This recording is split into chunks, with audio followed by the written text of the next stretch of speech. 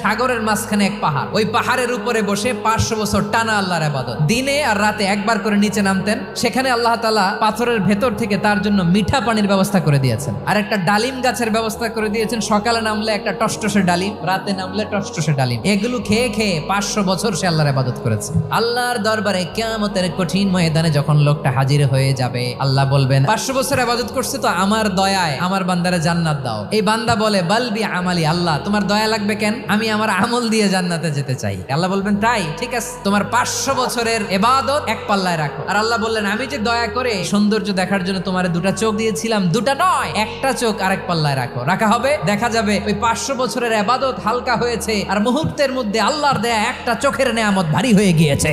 ফলাফল দেখো, হিসাব বলে তুমি এখন জাহান্নামে যাবা, যাও এবার জাহান্নামে যাও। এবার লোকটা কাচুমাচু করে বলে আল্লাহ এবার আমি বুঝতে পেরেছি তোমার দয়া ছাড়া দুনিয়ায় কেউ জান্নাতে যেতে পারবে না।